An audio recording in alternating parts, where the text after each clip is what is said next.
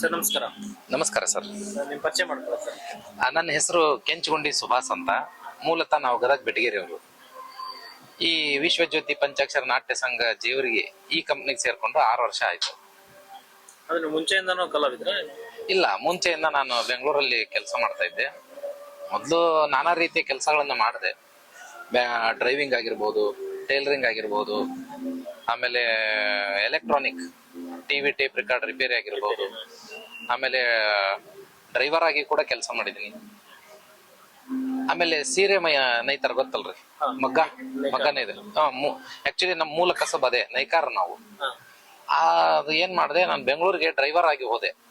ಒಂದ್ಸಲಿ ಡ್ರೈವರ್ ಆಗಿ ಹೋದಾಗ ಅಲ್ಲಿ ಹಿಂಗೆ ಪರಿಚಯ ಆಗಿ ಬೆಂಗಳೂರಲ್ಲಿ ಮಗ್ಗದ ಕೆಲಸ ಕಲ್ತ್ಕೊಂಡು ಅಲ್ಲಿ ಮಗ್ಗ ನಡೆಸಿ ಎಲ್ಲ ಮಾಡಿ ಆಮೇಲೆ ಕಂಪ್ಯೂಟರ್ ಕಲಿಬೇಕು ಅನ್ನಿಸ್ತು.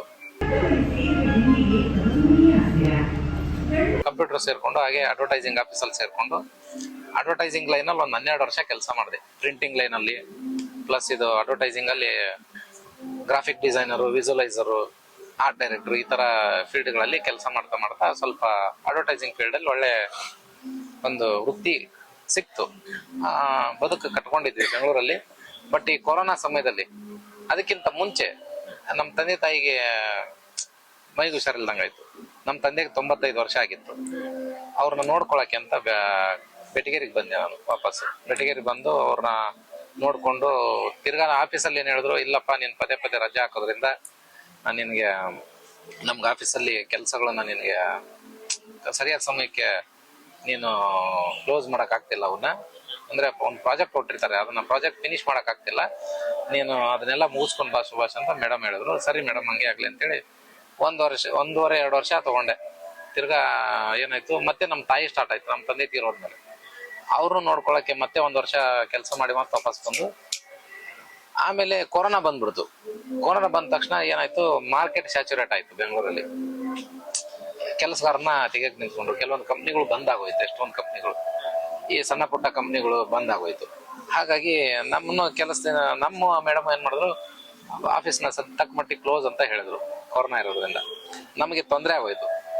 ಇನ್ನು ಪ್ಯಾರಲಲ್ ಆಗಿ ಏನಾದ್ರು ಒಂದು ಹುಡ್ಕೋಬೇಕಲ್ಲ, ದುಡ್ಡೆಲ್ಲ ಖಾಲಿ ಆಗ್ತಾ ಬಂತು ಬೆಂಗಳೂರಲ್ಲಿ ದುಡ್ದಿರೋದೆಲ್ಲ. ಹಂಗಾಗಿ ಏನ್ ಮಾಡಿದ್ವಿ, ಮತ್ತ ಗದಿಗೆ ವಾಪಸ್ ಬಂದು ಗದಿನಾಗ ಇದ್ವಿ. ಇಲ್ಲಿ ಕಲ್ಲೂರು ಕಂಪ್ನಿ ಅಂತ ಬಂದಿತ್ತು ಒಂದು. ಆ ಕಂಪ್ನಿಲಿ ಆಕ್ಚುಲಿ ನಾನು ನಾಟಕ ನೋಡಕ್ ಹೋದವನು.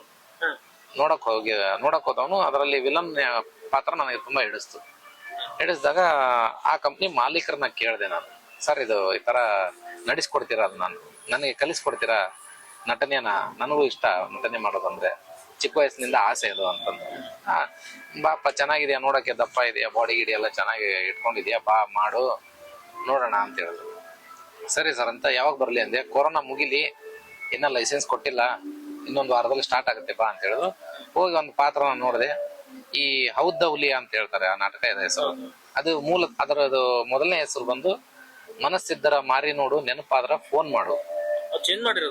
ಆ ಟೈಟಲ್ ಇರೋ ಹೆಸರನ್ನ ಹೌದೌಲಿ ಅಂತ ಹೆಸರು ಚೇಂಜ್ ಮಾಡಿದ್ರು. ಅದರಲ್ಲಿ ವಜ್ರಬಂಡಿ ಅನ್ನೋ ಖಳನಾಯಕನ ಪಾತ್ರ, ವಜ್ರಬಂಡಿ ಆ ಖಳನಾಯಕನ ಪಾತ್ರ ಒಬ್ರು ನಮ್ ಫ್ರೆಂಡ್ ಮಾಡ್ತಾ ಇದ್ರು. ಅವ್ರು ನೋಡಿ ನನಗೆ ಇಂಪ್ರೆಸ್ ಆಗೋಯ್ತು. ಇಂಪ್ರೆಸ್ ಆದ ತಕ್ಷಣ ನಾನೇನ್ ಮಾಡಿದೆ, ಈ ಪಾತ್ರ ಮಾಡ್ತೀನಿ ಅಂತ ಹೇಳಿದೆ.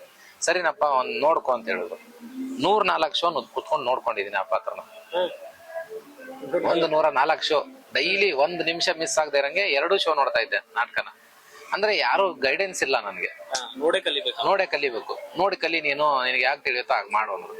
ನೋಡಿ ಅದು ಅದರದ್ದು ನವರಸಗಳು, ಆ ರಸದಲ್ಲಿ ಅದು ಯಾವ ರಸ ಏನು, ನಾನು ಯಾವ ರೀತಿ ಇದನ್ನ ಮೈಗೂಡಿಸ್ಕೋಬೇಕು, ನನ್ನ ಸ್ಟೈಲ್ ಏನ್ ಮಾಡ್ಕೋಬೇಕು, ಯಾವ ರೀತಿ ಡೈಲಾಗ್ ಡೆಲಿವರಿ ಬೇಕು ಇದಕ್ಕೆ. ಇನ್ನ ಇವ್ರು ಮಾಡಿದಾರೆ ಇವಾಗ, ಪಾಪ ಅವ್ರನ್ನ ಮೆಚ್ಕೊಂಡಿದ್ದಾರೆ ಜನ. ಅವ್ರಿಗಿಂತ ಒಂದು ಪಟ್ಟು ಜಾಸ್ತಿ ಮಾಡ್ಬೇಕು, ವಿನಃ ಕಮ್ಮಿ ಮಾಡಬಾರ್ದಲ್ಲ ಅಂತ ನಂದೊಂದು ನಂದೊಂದು ಒಳಗಡೆ ಇದು ಡಿಸೈರ್ ಅಂತಾರೆ ನೋಡಿ, ಬರ್ನಿಂಗ್ ಡಿಸೈರ್, ಅದು ನನ್ನಲ್ಲಿ ಕಾಡ್ತಾ ಇತ್ತು. ಅದನ್ನೇನಾದ್ರು ಮಾಡಿ ಇನ್ನೂ ಸ್ವಲ್ಪ ಚೆನ್ನಾಗಿ ನಿಭಾಯಿಸ್ಬೇಕು ಅಂತ. ಸರಿ, 104 ಆಯ್ತು ಶೋ. ಒಂದು 105ನೇ ಶೋಕ್ಕೆ ಬಣ್ಣ ಹಚ್ಚಿದೆ, ಮಾಡಪ್ಪ ಅಂತ ಹೇಳಿದ್ರು. ಮೊದಲನೇ ಸಾರಿ ಚೀರ್ಬಿಟ್ಟೆ, ಗೊತ್ತಾಗ್ಲಿಲ್ಲ, ಭಯ ಆಗಿ ಸೊಂಟ ಬೆನ್ನು ಎಲ್ಲ ನೋವು ಬಂದ್ಬಿಟ್ಟಿತ್ತು ಆ ಭಯಕ್ಕೆ. ಅಷ್ಟೊಂದು ಭಯ ಆಗೋಯ್ತು. ರಂಗಭೂಮಿ ಅಂದ್ರೆ ಅಷ್ಟು ಸರಳ ಅಲ್ಲ ಅಂತ ಹೇಳ್ತಾ ಇದ್ರು. ಅದು ಒಳ್ಳೆ ಅನುಭವಕ್ಕೆ ಬಂತು ನನಗೆ. ತುಂಬಾ ಹೆದರಿದ್ದೆ ಸರ್, ನಿಜವಾಗ್ಲೂ ಹೇಳ್ಬೇಕಂದ್ರೆ ತುಂಬಾನೇ ಹೆದರಿದ್ದೆ. ಒಂದು ಡೈಲಾಗ್ ಹೇಳ್ಬೇಕಾದ್ರೆ ಫುಲ್ಲು ನಡಗಿದ್ದೆ. ಆಮೇಲೆ ಮಾಡ್ತಾ ಮಾಡ್ತಾ ಮಾಡ್ತಾ ಅದೇನೋ ಹೇಳ್ತಾರಲ್ಲ, ಹಾಡ್ತಾ ಹಾಡ್ತಾ ರಾಗ, ಮಾಡ್ತಾ ಮಾಡ್ತಾ ಕೆಲಸ ಅಂತ, ಹಾಗೆ ಅದು ಮೈಗೂಡಿಸ್ಕೊಂಡು ಅನುಭವ. ಪರಕಾಯ ಪ್ರವೇಶ ಮಾಡ್ಬೇಕು ಅಂತ ಹೇಳ್ತಾರೆ ಪಾತ್ರದಲ್ಲಿ. ಆ ಪಾತ್ರದ ಆಳನ ತಿಳ್ಕೊಬೇಕು, ಆ ಪಾತ್ರ ನನಗೆ ಸೂಟ್ ಆಗುತ್ತೋ ಇಲ್ವೋ ಅದನ್ನ ತಿಳ್ಕೊಬೇಕು, ಅದ್ರ ಚೌಕಟ್ಟೇನು, ಈ ಚೌಕಟ್ಟು ಬಿಟ್ಟು ಹೋಗ್ಬೇಕೋ ಬೇಡವೋ, ಈ ತರ ಎಲ್ಲ ಕೆಲವೊಂದು ಪಾತ್ರಗಳ ಬಗ್ಗೆ ನಾವು ಮೊದಲು ತಿಳ್ಕೊಬೇಕಾಗುತ್ತೆ. ತಿಳ್ಕೊಂಡು ಮಾಡಿದಾಗ ಅದಕ್ಕೊಂದು ಗ್ರಿಪ್ ಸಿಗುತ್ತೆ, ಚೆನ್ನಾಗಿ ನಿಭಾಯಿಸಬಹುದು ಅಂತ ನನ್ನ ಅನಿಸಿಕೆ. ಆ ನಾಟಕನ ಎಷ್ಟು ಸರಿ ಮಾಡಿದ್ದೀರಾ ಸರ್? ಅಂದ್ರೆ ನೀವು ನೋಡೋದು ಅಷ್ಟು ಸಲ ನೋಡಿದ್ದೀರ? ನಾನೊಂದು 10 ದಿನ ಮಾಡಿದೆ ಅದನ್ನ, ಒಂದು ವಾರ ಏನೋ 10 ದಿನ ಮಾಡಿದೆ. ಮಾಡಿದಾಗ ಚೆನ್ನಾಗಿ ಮಾಡಿದ್ರಿ, ನೀವೇ ಮಾಡ್ರಿ ಅಂತ ಮಾಲಕರು ಹೇಳಿದ್ರು. ನೀನೇ ಕಂಟಿನ್ಯೂ ಮಾಡು, ಅವ್ರಿಗಿಂತ ಸ್ವಲ್ಪ ಚೆನ್ನಾಗಿ ಮಾಡಿದೆ ಅಂತ ಹೇಳಿದ್ರು. ನನ್ನ ಮನ್ಸಲ್ಲಿ ಏನ್ ಅನ್ಕೊಂಡಿದ್ನೋ ಅದು ಅವ್ರ ಬಾಯಿಂದ ಬಂತು. ಸಿಕ್ಕಾಗ ನಾನು ಏನ್ ಮಾಡಿದೆ, ಕಂಟಿನ್ಯೂ ಮಾಡಿದೆ. ಏನೋ ನನ್ನ ಸಣ್ಣ ಕಲೆಯನ್ನ ಮೆಚ್ಚಿ ಅಭಿಮಾನಿಗಳು ಸ್ವಲ್ಪ ದುಡ್ಡು ಕೊಟ್ಟರು. ಅದಕ್ಕೆ ಪ್ರತಿ ಶೋಕ್ ಒಂದು 500, 1000, 2000 ಈ ತರ ಕಾಣಿಕೆ ಬರ್ತಾ ಇತ್ತು. ಅದ್ರ ನಂತರ ನೆಕ್ಸ್ಟ್ ಮತ್ತೆ ಗುರುತಿಸ್ಕೊಂಡಿದ್ದು ಪಾತ್ರ ನಾನು ಗುರುತಿಸ್ಕೊಂಡಿದ್ದ ಪಾತ್ರ ಈ ಕಂಪ್ನಿಗೆ ಬಂದ್ಮೇಲೆ, ಅಲ್ಲಿ ಒಂದೇ ಕಂಪ್ನಿಯಲ್ಲಿ ಅದೊಂದೇ ನಾ ಪಾತ್ರ ಮಾಡಿದೆ. ಬಂದು ಸ್ಟ್ರೈಟ್ ಆಗಿ ಜೇವರ್ಗಿ ಕಂಪ್ನಿಯಲ್ಲಿ ನಮ್ಮ ಫ್ರೆಂಡ್ ಒಬ್ರು ಸೇರಿಸಿದ್ರು ನನ್ನ. ಇಲ್ಲಿ ಬಂದ ತಕ್ಷಣ ಇವ್ರು ಮೊದಲು ಶೆರೆ ಅಂಗಡಿ ಸಂಗವ ಅಂತ ಒಂದು ಒಳ್ಳೆ ನಾಟಕ ಇದೆ, ಅದು ಹೆಸರುವಾಸಿಯಾದಂತ ನಾಟಕ. ಅದರಲ್ಲಿ ಮಗನ ಪಾತ್ರ ಬರುತ್ತೆ. ಅವನ್ ಆಕ್ಚುಲಿ ಅಷ್ಟೊಂದು ಹೊರಗಿನ ಪ್ರಪಂಚ ಗೊತ್ತಿರಲ್ಲ. ಆ ತರ ಕ್ಯಾರೆಕ್ಟರ್ನ ನೋಡಪ್ಪ ಮಾಡು ಅಂತ ಹೇಳಿದ್ರು. ಅದಕ್ಕೂ ಒಳ್ಳೆ ರೆಸ್ಪಾನ್ಸ್ ಬಂತು, ಅದನ್ನು ಚೆನ್ನಾಗಿ ನಿಭಾಯಿಸಿದೆ. ಆಮೇಲೆ ಓನರ್ ಹೇಳಿದ್ರು, ನಮ್ಮ ಜೇವರ್ಗಿ ರಾಜಣ್ಣ ಸರ್ ಹೇಳಿದ್ರು, ಮಾಡ್ಕೋತಾ ಹೋಗು, ಚೆನ್ನಾಗಿ ಆಗ್ತೀಯ ನೀನು ಅಂತ. ಅವರು ನನಗೆ ಸ್ವಲ್ಪ ಸ್ಕೋಪ್ ಕೊಟ್ರು. ಅದೇ ಒಂದು ಸ್ಕೋಪ್ ಇಟ್ಕೊಂಡು ನಾನು ಮುಂದೆ ಬೆಳೀತಾ ಬಂದೆ. ಅವ್ರ ಕಂಪ್ನಿನಲ್ಲಿ ಇವಾಗ 6 ವರ್ಷ ಆಯ್ತು ಸೇವೆ ಸಲ್ಲಿಸ್ತಾ ಇದ್ದು. ಇಲ್ಲಿ ನಮ್ಗೆ ಯಾವುದೇ ರೀತಿಯಾದಂಥ ತೊಂದರೆ ಆಗಿಲ್ಲ. ಆಮೇಲೆ ಅವರು ನಮ್ಗೆ ಒಳ್ಳೊಳ್ಳೆ ಡೈರೆಕ್ಷನ್ ಮಾಡಿದ್ರು, ಚೆನ್ನಾಗಿ ಒಳ್ಳೊಳ್ಳೆ ಪಾತ್ರಗಳನ್ನ ಜನನು ಮೆಚ್ಕೊಂತಾ ಇದ್ದಾರೆ. ಈ ನನ್ನಲ್ಲಿರೋ ಅಲ್ಪ ಕಲೆಯನ್ನ ಬೆಳೆಸ್ತಾ ಇದ್ದೀನಿ. ಕಲಾಭಿಮಾನಿಗಳು ತಾವು ಸ್ವಲ್ಪ ಆಶೀರ್ವಾದ ಮಾಡ್ಬೇಕು ಅಂತ ಅವರಲ್ಲಿ ಕೇಳ್ತೀನಿ. ಹಾ, ಸಿನಿಮಾ ಅಂತ ಕರೆದಾಗ ಮೊನ್ನೆ ಒಂದು ಕಾಲೇಜ್ ಕಲಾವಿದ ಅಂತ ಬೆಂಗಳೂರಲ್ಲಿ ಕರೆದಿದ್ರು. ಅದರಲ್ಲಿ ರೆಫ್ರಿ ಪಾತ್ರ, ಒಂದ್ 2 ಚಿಕ್ಕ ಸಣ್ಣದ ಡೈಲಾಗ್ ಇತ್ತು. ಏನೇ ಸ್ಟಾರ್ಟ್ ಮಾಡಿದ್ರು ನಾವು ಸ್ಕ್ರಾಚ್ ಇಂದಾನೆ ಸ್ಟಾರ್ಟ್ ಮಾಡ್ಬೇಕಂತೆ, ಅಂದ್ರೆ ಚಿಕ್ಕದಿಂದ ಸ್ಟಾರ್ಟ್ ಮಾಡ್ಬೇಕಂತೆ. ಹನಿ ಹನಿ ಗುಡಿದ್ರೆ ಹಳ್ಳ ಅನ್ನೋ ಹಾಗೆ ನಾವು ಚಿಕ್ಕದಾಗಿ ಸ್ಟಾರ್ಟ್ ಮಾಡಿದ್ರೆ ಅದೇನೋ ದೇವ್ರ ದಯೆ ಇತ್ತು ಅಂದ್ರೆ, ನಮ್ಮ ಹಣೆಯಲ್ಲಿ ಸ್ವಲ್ಪ ಒಳ್ಳೆ ಇದು ಇಷ್ಟ ಅದೃಷ್ಟ ಇತ್ತು ಅಂದ್ರೆ ಎತ್ತರಕ್ಕೆ ಹೋಗ್ತೀವಿ, ಇಲ್ಲ ಅಂದ್ರೆ ಅಲ್ಲೇ ಇರ್ತೀವಿ ಅಷ್ಟೇ. ಹಾಗಾಗಿ ಒಂದ್ ಸಣ್ಣ ಪುಟ್ಟ ಸಿಕ್ಕು. ಮೊನ್ನೆ ಡೆತ್ ಸರ್ಟಿಫಿಕೇಟ್ ಅಂತ ಒಂದು ಮೂವಿ ಕರೆದಿದ್ರು. ಅದರಲ್ಲಿ ಒಂದು ವಾಲಿಕಾರ ಅನ್ನೋ ಪಾತ್ರ ಬರುತ್ತೆ. ಆ ಪಾತ್ರನು ಅದರಲ್ಲೂ ಡೈಲಾಗ್ಸ್ ಎಲ್ಲ ಇತ್ತು. ಚೆನ್ನಾಗಿ ಮಾಡಿ ಬಂದಿದ್ದೀನಿ ಅಂತ ಅನ್ಕೊಂಡಿದೀನಿ. ಅವರು ಅಂದ್ರು ಡೈರೆಕ್ಟರ್, ಚೆನ್ನಾಗಿ ಮಾಡಿದ್ರಿ ನೀವು, ಒಳ್ಳೆ ಸಖತ್ತಾಗಿ ಮಾಡಿದ್ರಿ ಅಂತ ಅಂದ್ರು. ಅವ್ರ ಆಶೀರ್ವಾದ. ಹಾ, ಕರೆದ್ರೆ ಹೋಗ್ತೀವಿ ಸರ್. ಲ್ಯಾಂಗ್ವೇಜ್ ಏನೋ ಪ್ರಾಬ್ಲಮ್ ಆಗಲ್ವಾ? ಲ್ಯಾಂಗ್ವೇಜ್ ಪ್ರಾಬ್ಲಮ್ ಆಗಲ್ಲ. ಈಗ ನಾನು ಮಾತಾಡ್ತಾ ಇರೋದು ಬೆಂಗಳೂರು ಭಾಷೆ. ಮೂಲತಃ ನಮ್ದು ಬೆಟಗೇರಿ, ಉತ್ತರ ಕರ್ನಾಟಕ. ಅಂದ್ರೆ ಇವಾಗ ನಾಟಕ ಅಂತಂದ್ರೆ ಅದ್ರ ಡೈಲಾಗ್ ಮತ್ತು ಶೈಲಿ ಬೇರೆ ಇರ್ತದೆ, ಸಿನಿಮಾ ಅಂದ್ರೆ ಅದ್ರ ಲ್ಯಾಂಗ್ವೇಜ್ ಬೇರೆ ಇರ್ತದೆ. ಹೌದೌದು.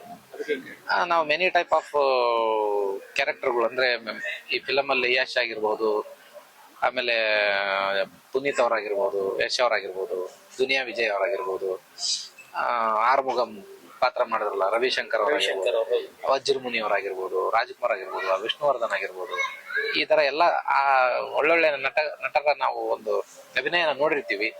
ಅವ್ರ ಒಂದು ಶೈಲಿನ ಒಗ್ಗೂಡಿಸ್ಕೊಂಡು ನಮ್ಮಲ್ಲಿ ಒಂದು ಶೈಲಿ ಬಂದಿರುತ್ತೆ. ಆ ಶೈಲಿ ನಾವು ಮಾತಾಡೋಕ್ ಪ್ರಯತ್ನ ಮಾಡ್ತೀವಿ. ಆಲ್ಮೋಸ್ಟ್ ತುಂಬಾ ಜನ ರಂಗಭೂಮಿ ಹಿನ್ನೆಲೆ ಅಂತಾನೆ ಹೋಗಿರ್ತಾರೆ. ಹೌದು ಸರ್. ಇಲ್ಲ ಹಾಗೇನಿಲ್ಲ ಸರ್, ಕೆಲವೊಬ್ರು ಏನ್ ಮಾಡ್ತಾರೆ, ಹೊರಗಡೆ ಕೋರ್ಸ್ಗಳು ಇರುತ್ತೆ, ನಟನೆ ಅಂತ ಕೋರ್ಸ್ಗಳು. ಈಗ ನೀನಾಸಂ ಅಂತಿದೆ, ರಂಗಾಯಣ ಅಂತಿದೆ, ನಟರಂಗ ಅಂತಿದೆ, ಈ ತರ ಕೆಲವೊಂದು ಅಕಾಡೆಮಿಗಳು ಇದಾವೆ. ಅದಕ್ಕೆ ಅಂತಾನೆ ಆ ಅಕಾಡೆಮಿ ಮುಖಾಂತರ ಬರ್ತಾರೆ. ಕೆಲವೊಬ್ರು ಏನ್ ಮಾಡ್ತಾರೆ, ಹುಟ್ಟು ಕಲಾವಿದರು ಇರ್ತಾರೆ, ಅವ್ರ ತಂದೆ ತಾಯಿರು. ಆ ತಂದೆ ತಾಯಿರು ಮಕ್ಕಳು, ಈಗ ಫಾರ್ ಎಕ್ಸಾಂಪಲ್ ದರ್ಶನ್ ಅವ್ರಾಗಿರ್ಬೋದು, ಸುದೀಪ್ ಅವ್ರಂತೂ ಅವ್ರ ತಂದೆ ಬೇರೆ ಏನೋ ಕೆಲಸ ಮಾಡ್ತಾ ಇದ್ರು. ಈ ತರ ಕೆಲವೊಂದು ಕಲಾವಿದರ ಮಕ್ಕಳು ಕಲಾವಿದರಾಗಿರ್ತಾರೆ. ಹಾಗಾಗಿ ನಾನಾ ರೀತಿಯಾದಂತ ಇದರಿಂದ ಫೀಲ್ಡ್ ಇಂದ ಬಂದಿರ್ತಾರೆ. ಕೋವಿಡ್ ಅನಿವಾರ್ಯದಿಂದ ನಿಮ್ಗೆ ಇದು ಬಂತು ಅಂತ? ಹಾ, ಕೋವಿಡ್ ಅನಿವಾರ್ಯದಿಂದನೇ ನನಗಿದು ಪದಾರ್ಪಣೆ ಆಗಿದ್ದು ರಂಗಭೂಮಿ. ಅಂದ್ರೆ ವರ ಅಂತಾನೆ ಹೇಳ್ಬೋದಾ? ಹಾ, ಒಂದ್ ಲೆಕ್ಕಕ್ಕೆ ವರ ಅಂತಾನೆ ಹೇಳ್ಬಹುದು. ಯಾಕಂದ್ರೆ ಇಲ್ಲಿವರೆಗೂ ನನಗೆ ಅವರು ಯಾವ ಪಾತ್ರನೂ ಫೇಲ್ ಆಗಿಲ್ಲ. ಸುಭಾಷ್, ನೀನ್ ಚೆನ್ನಾಗ್ ಮಾಡ್ತೀಯ ಅಂತ ನಮ್ ಸರ್ ಹೇಳಿದ್ದಾರೆ. ಅಂದ್ರೆ ಕೆಲಸ ಮಾಡೋದು ಬೇರೆ, ನಾವು ಮಾಡೋ ಕೆಲಸದಿಂದ ಖುಷಿ ಆಗುತ್ತಲ್ಲ, ಅದು ಬೇರೆ. ಹಾ, ನಾನು ಖುಷಿಯಿಂದ ಮಾಡ್ತಾ ಇದ್ದೀನಿ ಈ ಕೆಲಸನ. ಯಾಕಂದ್ರೆ ಬೆಂಗಳೂರು ಅಂತ ದೊಡ್ಡ ಊರಲ್ಲಿ AC ರೂಮಲ್ಲಿ ಕೂತ್ಕೊಂಡು ಕೆಲಸ ಮಾಡ್ದವ್ ನಾನು. ಇಲ್ಲಿ ಬಂದು ಈ ತರ ಚಾಪೆ ಮೇಲೆ, ಈ ತರ ನೆಲದ ಮೇಲೆ ಮಲಗ್ತಾ ಇದೀನಿ ಅಂದ್ರೆ ಖುಷಿಯಿಂದ ಮಾಡ್ತಾ ಇದೀನಿ ಅಂತ ಅರ್ಥ. ಖುಷಿಯಿಂದ ಇದ್ರೆ ಅಲ್ಲಿ ಇದ್ರೆ ನಮ್ ಜೀವನ ನಾವ್ ಮಾಡ್ಬೋದು. ಹಾ. ಇಲ್ಲಿ 4 ಜನರನ್ನ ಎಂಟರ್ಟೈನ್ ಮಾಡ್ಬೋದು. ಎಂಟರ್ಟೈನ್ ಮಾಡ್ಬೇಕಾಗತ್ತೆ, ಅವ್ರನ್ನ ಮೆಚ್ಚಿಸ್ಬೇಕು. ಖುಷಿ ಇದೆ ನಿಮ್ಗೆ? ಖುಷಿ ಇದೆ. ಹೊರಗಡೆ ಹೋದಾಗೆಲ್ಲ ನಾವು ಸೆಲ್ಫಿ ತಗೋತಾರೆ, ಒಂದು ಮಟ್ಟಕ್ಕೆ ಒಂದು ಸಣ್ಣ ಮಟ್ಟಕ್ಕೆ ಬೆಳೆದಿದ್ವಿ ಅಂತ ಅನ್ಕೊಂಡಿದೀನಿ ನಾನು ಅಷ್ಟೇ. ಕಲಾವಿದ್ರಿಗೆ ಒಂದು ವರ ಅಂತಾನೆ ಹೇಳ್ಬೋದು ಸರ್. ಎಷ್ಟೇ ದೊಡ್ಡ ಜಾಬ್ ಮಾಡಿದ್ರು ಹಾ. ಆ ಫೀಲ್ಡ್ ಅಲ್ಲಿ ಇರೋರಿಗೆ ಮಾತ್ರ ಅವ್ರ ಪರಿಚಯ ಇರ್ತದೆ. ಆದ್ರೆ ಒಬ್ಬ ಕಲಾವಿದ ಆಲ್ಮೋಸ್ಟ್ ಎಲ್ರಿಗೂ ಪರಿಚಯ ಇರ್ತಾರೆ, ಎಲ್ರು ಇಷ್ಟ ಪಡ್ತಾರೆ ಕಲಾವಿದ. ಹೌದು ಸರ್. ಆ ಲೆಕ್ಕದಲ್ಲಿ ಖುಷಿ ಇದೆ ನಿಮ್ಗೆ? ಹಾ, ಖುಷಿ ಇದೆ. ಈಗ ನೋಡಿ, ಈಗ ನಾನ್ ಮಾಡ್ತಾ ಇರೋ ಪಾತ್ರ ಒಂದು ಪೋಷಕ ನಟ. ಒಬ್ಬ ಅವಿವೇಕಿ ಮಗನಿಗೆ ಜವಾಬ್ದಾರಿಯುತವಾದಂತ ತಂದೆ, ಒಂದು ಊರು ಗೌಡ. ಇಂಥವನ್ ಮಗ ಸ್ವಲ್ಪ ಅವಿವೇಕ ಇರ್ತಾನೆ, ಅವನ್ನ ಸರಿದಾರಿ ತರೋ ಪ್ರಯತ್ನ ಮಾಡ್ತಾ ಇರ್ತೀವಿ. ಆತರ ಒಂದು ಜವಾಬ್ದಾರಿ ಇತ್ತು. ಮೊನ್ನೆ ವಿಲನ್ ರೋಲ್ ಮಾಡಿದ್ದೆ. ಅದಾದ್ಮೇಲೆ ಅದೇ ನಾಟಕದಲ್ಲಿ ಹೀರೋ ಪಾತ್ರನು ಮಾಡಿದೆ. ಹೀಗೆ ಸುಮಾರು ಪಾತ್ರಗಳನ್ನು ಕೊಡ್ತಾ ಇದ್ದಾರೆ. ಅಡ್ಜಸ್ಟ್ಮೆಂಟ್ ಇರ್ತವೆ. ಬಟ್ ಏನಂದ್ರೆ ಆ ಪಾತ್ರಕ್ಕೆ ಆ ಪಾತ್ರಕ್ಕೆ ಜೀವ ತುಂಬುವಂತ ಕೆಲಸ ಆಗ್ಬೇಕಾಗಿರುತ್ತೆ. ಅದು ಮುಖ್ಯ. ನಾವು ಎಲ್ಲರೂ ಪಾತ್ರ ಮಾಡ್ತಾರೆ, ತುಂಬಾ ಜನ ಕಲಾವಿದರಿದ್ದಾರೆ. ಆದ್ರೆ ಬೆಳಕಿಗೆ ಬರೋದು ಬೆರಳೆಣಿಕೆ ಅಷ್ಟು ಮಾತ್ರ ಕಲಾವಿದರು. ಅವ್ರು ಯಾಕೆ ಗೊತ್ತಾ, ಅದು ಅವ್ರ ವೀಕ್ನೆಸ್ ಪಾಯಿಂಟ್ ಏನಿರುತ್ತೆ ಅಂತ ತಿಳ್ಕೊಬೇಕಾಗತ್ತೆ. ಇವಾಗ ನಾನ್ ಪಾತ್ರ ಮಾಡ್ತಾ ಇದ್ದೀನಿ ಅಂದ್ರೆ ನನ್ನ ವೀಕ್ನೆಸ್ ಪಾಯಿಂಟ್ ಏನು, ನಾನು ಯಾಕೆ ಬೆಳಕಿಗೆ ಬರ್ತಾ ಇಲ್ಲ, ಅದನ್ನ ತಿಳ್ಕೊಂಡು ಸರಿ ಮಾಡ್ಕೋಬೇಕು. ತುಂಬಾ ಜನ ಕಲಾವಿದರು ಮತ್ತೆ ತಪ್ಪು ತಿಳ್ಕೊಬಾರ್ದು ಯಾವುದೇ ಕಲಾವಿದರು. ಇದೊಂದು ಅವ್ರಿಗೆ ನಾನು ಹೇಳ್ತಾ ಇರೋಂತ ಇದು ಸಣ್ಣ ಒಂದು ಕ್ಲೂ. ಇದು ನಮ್ಮಲ್ಲಿರುವಂತ ಏನು ಕಡಿಮೆ ಆಗಿದೆ ನಮ್ಗೆ, ಅದನ್ನ ವರ್ಷಗಳು ಉರುಳ್ತಾ ಹೋದಂಗೆ ಅದನ್ನ ಸರಿ ಮಾಡ್ಕೊಂಡು ಹೋಗ್ಬೇಕು, ಫಿಕ್ಸ್ ಮಾಡ್ಕೊಂಡು ಹೋಗ್ಬೇಕು.